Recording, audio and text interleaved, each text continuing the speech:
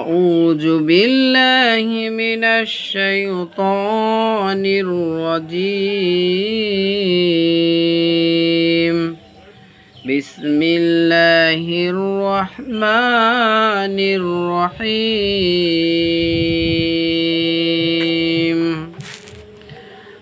أرأيت الذي يكذب بالدين فذلك الذي يدع اليتيم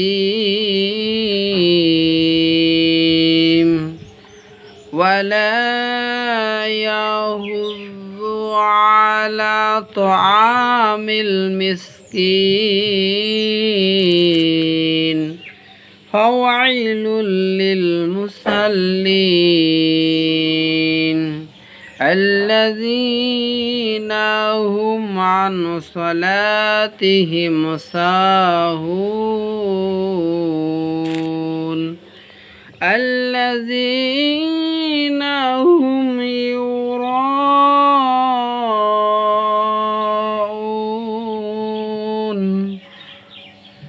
ويمنعون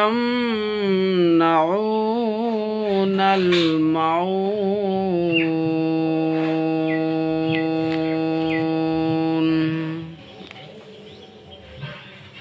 সূরার নাম সূরা আল মাউন। একটাই রুকু, এতে আয়াত আছে 7টি। সূরাটি মক্কায় অবতীর্ণ। আল্লাহ সুবহানাহু ওয়া তাআলা অত্যাধিক প্রাঞ্জল ভাষায় তার বান্দাদেরকে সতর্ক করেছে। এখানে বলা হচ্ছে আরাআইতাল্লাযী ইউকাযযিবু বিদ্দিন, তুমি কি দেখেছো সেই লোককে বা সেই মানুষগুলোকে যারা বিচারের দিনটিকে অস্বীকার করে। তারপরে আল্লাহ বলছে যে ফাযালিকাল্লাযী ইয়াদুল ইয়াতীম, ওই লোকগুলো তো সেই লোক যারা ইয়াতিমকে ধাক্কা দেয়।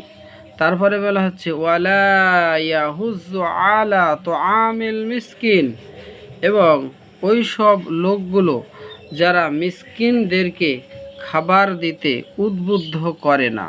অর্থাৎ আল্লাহ সুবহানাহু ওয়া তাআলা বলছেন যে এক ধরনের লোক এ সমাজে রয়েছে, যে সমস্ত লোকগুলো আল্লাহর দিনকে, বিচারের দিবসকে, জান্নাত এবং জাহান্নামকে অস্বীকার করে। সেই লোকগুলোর ভিতরে কি ধরনের গুণ আছে?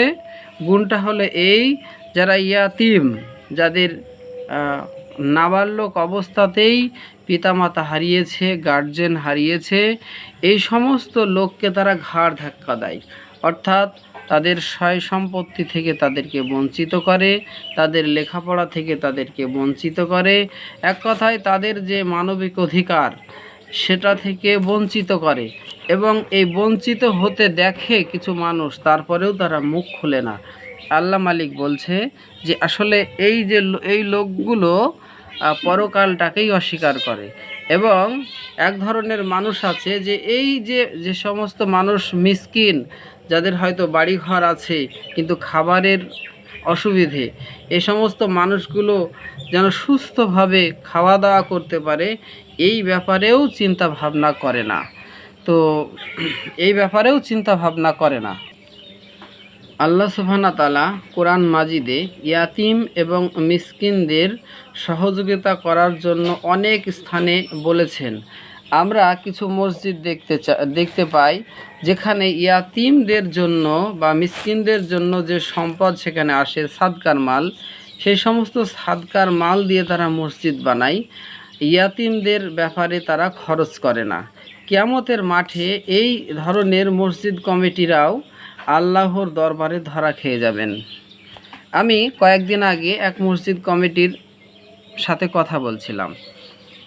আমি তাদেরকে জিজ্ঞেস করছিলাম যে সাদকার মাল, যে সমস্ত ছাগল বা মুরগি যেগুলো বিপদে পড়ে আল্লাহর পথে দান করে আর কি, মসজিদে আসে, সেগুলো আপনারা কি করেন?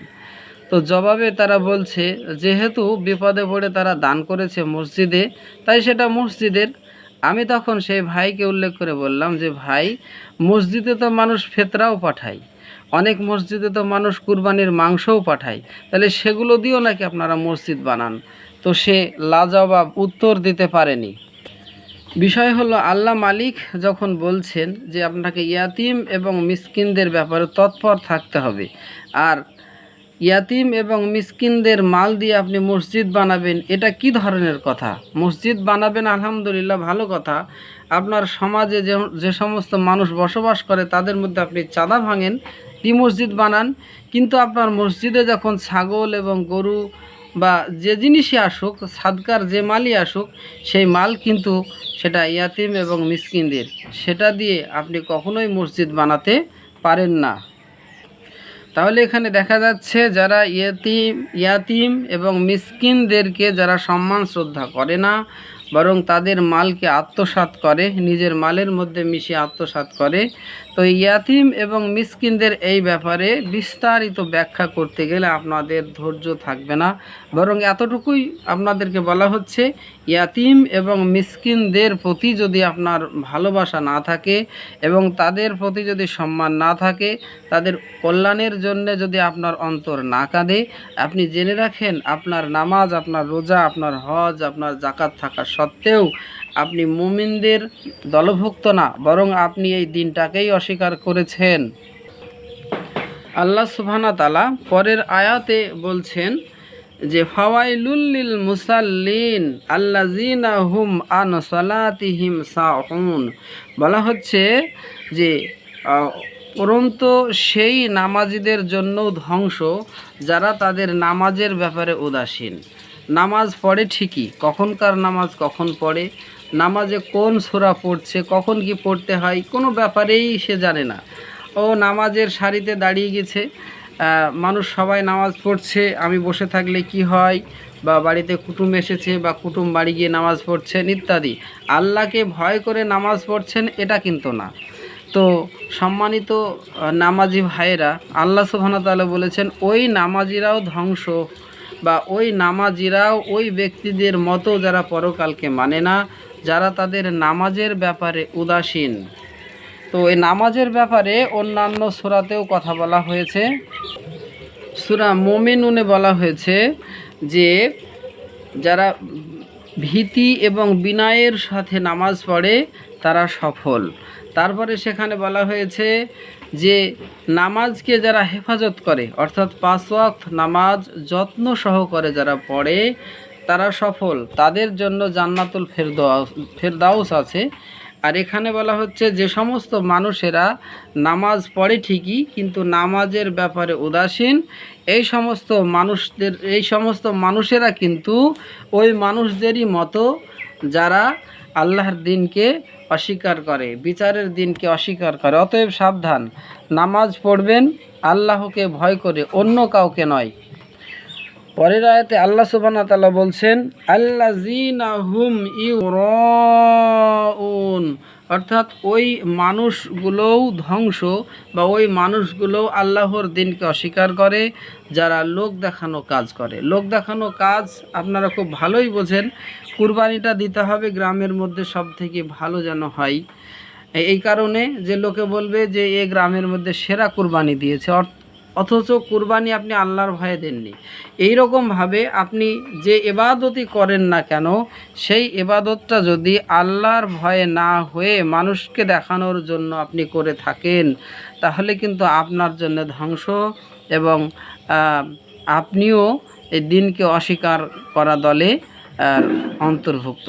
তো মারাত্মক কথা যে আমরা নামাজ পড়ব আল্লাহকে খুশি করবার জন্যে, এবং যত নেকির কাজ করব সবই মানুষকে খুশি করার জন্য নয়, বরং আল্লাহকে খুশি করার জন্য।